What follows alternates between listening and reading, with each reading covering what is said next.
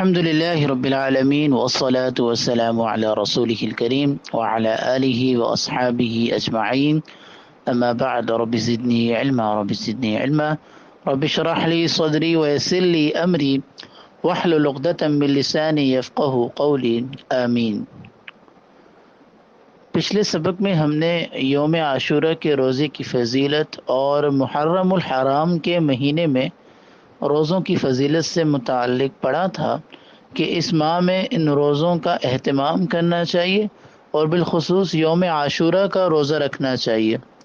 تو یوم عاشورہ کے دن یہودی اس کو تعظیماً مناتے تھے. حضرت موسیٰ علیہ السلام کو فرعون سے نجات ملی تھی تو یہ اس خوشی میں مناتے تھے اور روزہ رکھتے تھے.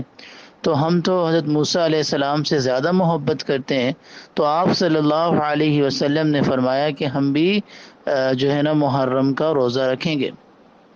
البتہ ہوا یہ کہ صحابہ کرام رضوان اللہ علیہم نے جب اس کے بعد سوال کیا تھا آپ صلی اللہ علیہ وسلم سے کہ ہم عاشورہ کا روزہ رکھتے ہیں، کہیں اس میں مشابہت نہ ہو جائے یہود سے، کیونکہ وہ بھی صرف اسی دن رکھتے ہیں.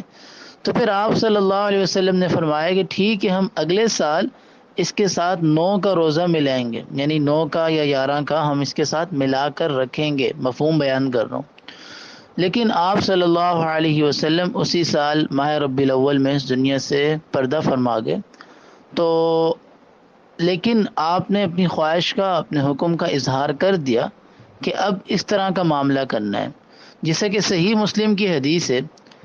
یہ پورا اس کا متن ہے کہ نبی کریم صلی اللہ علیہ وسلم نے جب عاشورہ کا روزہ رکھا اور دوسروں کو بھی روزہ رکھنے کا حکم دیا تو صحابہ نے عرض کیا کہ اے اللہ کے رسول، یہود و نصارہ تو اس دن کی تعظیم کرتے ہیں، یعنی یہود و نصارہ تو اس دن تعظیماً یہ روزہ رکھتے ہیں. تو حضور صلی اللہ علیہ وسلم نے فرمایا کہ انشاءاللہ اگلے سال ہم 9 تاریخ کا روزہ بھی رکھیں گے، لیکن اگلے سال سے پہلے ہی آپ پردہ فرما گئے.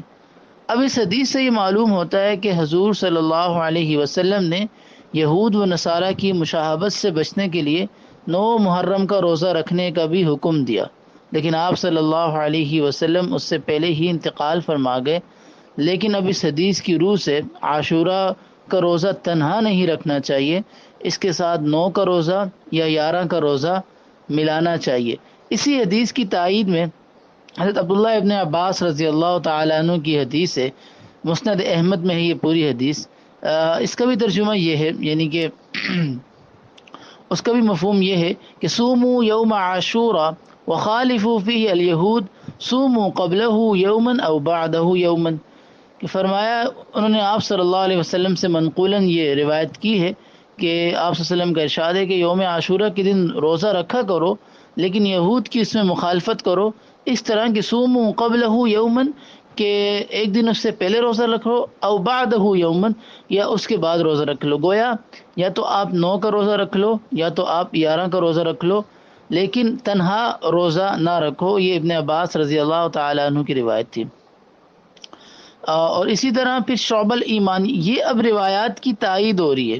شعب الایمان ایک حدیث کی کتاب ہے، اس میں بھی ایک روایت ہمیں ملتی ہے کہ نبی کریم صلی اللہ علیہ وسلم نے یہی فرمایا کہ ہم اگلے سال اس طرح روزہ رکھیں گے کہ ہم اس کے بعد یا اس سے قبل ایک دن اس کے ساتھ ملا کر روزہ رکھیں گے تاکہ یہود اور نصارہ کی مشابہت نہ ہو.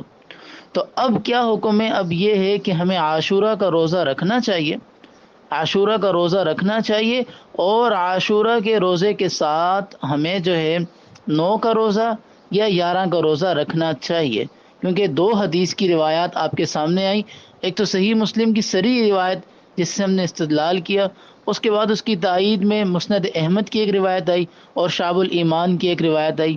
مسند احمد میں ابن عباس رضی اللہ تعالیٰ عنہ سے منقول ہے، اور شعب الایمان میں ابو الحسن بن فضل سے، جو کہ جن کی نسبت جاتی ہے اپنے سفیان بن ابی لیلہ بن داؤد. یہ پوری ایک سند کے ساتھ وہ روایت کرتے ہیں. تو بہرحال ان تمام روایات سے یہی معلوم ہوتا ہے. اس کے علاوہ فتاوی شامی میں فقہائے کرام سے حوالے سے منقول ایک پوری عربی عبارت ہے جس کا مطلب یہ ہے کہ اگر کوئی ایک روزہ رکھتا ہے عاشورہ کا تو ایسا کرنا مکروہ تنزیہی ہے. مکروہ تنزیہی یعنی ناپسندیدہ ہے، بہتر نہیں ہے، مکروہ تنزیہی ہے. یعنی مستحب اور بہتر یہی ہے کہ انسان عاشورہ کے روزے کے ساتھ نویں دن کا اور 11ویں دن کا روزہ ملائے. یہ مستحب بھی ہے اور بہتر بھی ہے، اور یہ آپ صلی اللہ علیہ وسلم کی خواہش کے عین مطابق ہے. یہ پوری کی پوری عبارت فتاوی شامی میں بھی موجود ہے، جس کا عربی متن آپ کے سامنے موجود ہے. تو ہمیں اب کوشش کرنی ہے کہ روزہ رکھنا بھی ہے، اور روزے کے ساتھ آپ صلی اللہ علیہ وسلم کی خواہش کا خیال رکھتے ہوئے، یہود و نصارہ کی مشابہت سے بچتے ہوئے 9 کا یا 11 کا ساتھ روزہ بھی ملانا ہے. اللہ ہم سب کو روزہ رکھنے کی اور آپ صلی اللہ علیہ وسلم کی اتباع کرنے کی توفیق نصیب فرمائے. وآخر دعوانا ان الحمد للہ رب العالمین.